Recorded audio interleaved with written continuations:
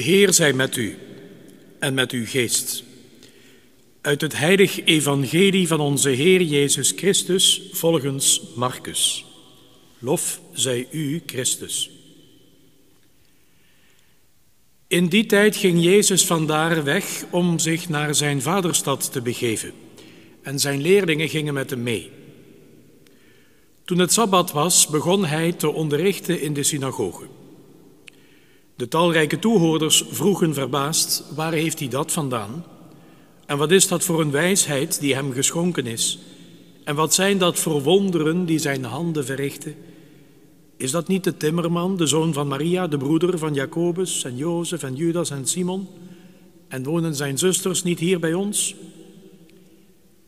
En zij namen er aanstoot aan. Maar Jezus sprak tot hen: een profeet wordt overal geëerd, behalve in zijn eigen stad, bij zijn verwanten en in zijn eigen kring.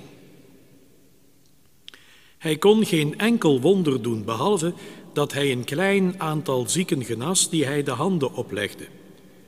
Hij stond verwonderd over hun ongeloof. Jezus ging rond door de dorpen in de omtrek, waar hij onderricht gaf. Zo spreekt de Heer. Wij danken God.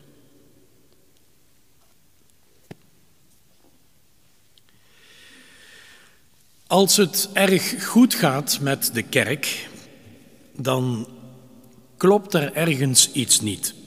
Dat klinkt misschien raar, maar het is waar. Als het goed gaat met de kerk, als het fantastisch zou gaan met de kerk, dan doen we ergens iets niet goed. Want wat is de taak van de kerk? De kerk moet het evangelie verkondigen. De kerk moet Jezus bij de mensen brengen en de mensen bij Jezus, want Hij is Gods mens geworden liefde. De kerk moet allereerst zelf het voorbeeld geven en vervolgens ook mensen oproepen om die liefde van God vlees en bloed te doen worden in deze wereld, heel concreet in ieders eigen bestaan. En dat doet de kerk ook. Dat probeert ze minstens naar best vermogen. Maar bij die verkondiging van het evangelie hoort ook die profetische taak van Jezus.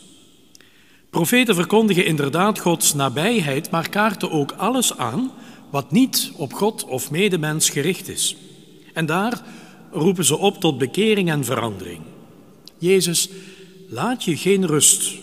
Hij is er en hij houdt je vast, maar hij vraagt je ook consequent en constant om je te verbeteren, je te bekeren en te groeien in geloof. En als Jezus dat doet, en dat doet hij doorlopend, dan geldt dat voor zijn kerk natuurlijk niet anders. Dus als het al te goed gaat met de kerk en ze de mensen met rust laat, of doet geloven dat de wereld wel goed is, zo niets meer aan doen, gewoon zo laten, dan doen we ergens iets helemaal fout. Zelfs al zouden we ons eigen leven en het samenleven helemaal op orde hebben hier, maar ga er maar eens vanuit dat ons dat voorlopig niet gaat lukken nog, dan nog moet het ons aangaan als er ergens waar ook ter wereld pijn, lijden, oorlog, ruzie of verdriet is. De kerk moet altijd een heilige onrust wakker houden, omdat God niet rust voor de wereld bij hem is. Een profeet van Gods wegen is daarom per definitie een teken van tegenspraak. Zo gold het de profeet Ezechiël, die we bij dit evangelie in de eerste lezing horen, tegen wie God zelf zegt dat hij hem naar dat hardnekkige en nukkige volk stuurt, maar dat hij moet volhouden en niet mag opgeven. En dat gold Jezus in het evangelie van zojuist, als hij in zijn eigen vaderstad komt. Raar is dat, merkwaardig. We hebben weken op rij gehoord dat Jezus grote tekenen en daden verrichtte en iedere keer eindigde het ermee dat mensen in hem gingen geloven. Maar hier stuit Jezus op een muur van ongeloof. En als dat zo is, een muur van ongeloof, dan kan zelfs Jezus niks. Want hij wil zich nooit opdringen. Trouwens, soms zeggen mensen wel eens dat de apostelen en de mensen in Jezus' tijd het veel gemakkelijker hebben om te geloven, want ze zaten er met de neus bovenop. Nou, het evangelie van vandaag vertelt ons, mooi niet dus. Geloven moet je doen, toen en nu. Maar wat zou nou eigenlijk het probleem zijn van die mensen?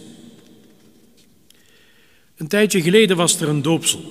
Hele mooie sfeer, allemaal oprechte mensen. Oma, ook met de beste bedoelingen, denk ik althans, had een eigen gedichtje gemaakt voor de kleine. En dat kwam er eigenlijk op neer dat ze wenste en bad dat Jezus er altijd voor die kleine zou zijn, zeker ook als die het moeilijk had. Dat Jezus dan zou helpen. En dat Jezus en Maria zouden luisteren als er voor of door die kleine een kaars werd opgestoken. Het was heel oprecht. En het kan en het mag allemaal. Maar dat is toch ook maar de helft van ons geloof? Jezus wil heel persoonlijk een relatie met ons aangaan. Maar een relatie, daar moet je toch echt voor met z'n tweeën zijn. Het hangt er ook vanaf wat wij op onze beurt in die relatie inbrengen. Gedoopt worden is inderdaad kind van God worden en mogen rekenen op Gods zegen. Maar het is tegelijkertijd ook christen worden. De weg van Jezus gaan. Niet alleen als het moeilijk is en als er anders toch niks meer helpt, maar als levenshouding. Gewoon altijd. Een collega maakte me niet zo lang geleden erop attent dat in ons dialect soms heel wat medeklinkers en zelfs halve woorden wegvallen. In bepaalde streken van Limburg is zegenen zijne geworden. Daar ontbreekt een lettergreep. Maar met zegenen is het eigenlijk hetzelfde als met dat dopen. We vragen Gods zegen, maar tegelijkertijd bidden we ook en nemen we ons heilig voor om Gods wegen te gaan. Als ik zegen vraag over een conflict, moet ik ook bereid zijn zelf alles te geven om er ook uit te komen. Als ik een kaars opsteek voor mijn proefwerk, moet ik ook mijn stinkende best doen bij het studeren. Als ik bid om dit of dat, moet ik er zelf ook alles aan doen om het waar te maken. Als ik achteroverleun en wacht op God alleen, dat werkt niet. En hoeveel raken dan niet teleurgesteld als die zegen of die kaars zo blijkbaar toch niet blijkt te werken. Als Jezus de storm stilt en de angst wegneemt, zoals een paar weken geleden, als Jezus zieken geneest en een meisje terugroept uit de dood, zoals vorige week, als Jezus de autoriteiten tot de orde roept en het groot onrecht aan de kaak stelt, dan is hij onze man. Maar als Jezus moeilijk preekt en het over ons heeft, dan haken we af. Minstens gold dat voor de mensen in zijn vaderstad. Zij hadden zich de Messias anders voorgesteld. Machtig, hoog te paard, de wonderdoener die ziekte wegpoetst en de wereld op zijn kop zet, de sponsor die alle problemen met een zak duiten betaalt. Ze hadden zich Jezus anders voorgesteld. Ze hadden zich het geloof anders voorgesteld. Ze zaten in ieder geval niet te wachten op een geloof dat het eerst en vooral moest hebben van het gewone en het alledaagse. Terwijl God nu juist daarop uit is dat we in het gewone leven van alle dag, met alle ambities die daar ook bij horen, maar dat we eerst en vooral ons gewone leven en ons dagelijkse samenleven in Gods naam zouden laten zegenen en heiligen. En dat we er zelf ook ondertussen alles aan zouden doen. Het is in dat gewone kleine leven van u en mij dat God wil wonen. Daar wil hij zijn.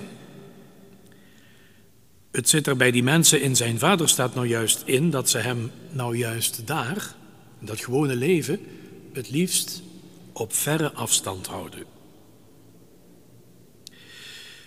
Wij komen pas echt tot geloof als we in dat gewone dagelijkse leven er altijd en doorlopend bij alles rekening mee houden dat het mogelijk God incognito is, die een beroep doet op ons daar.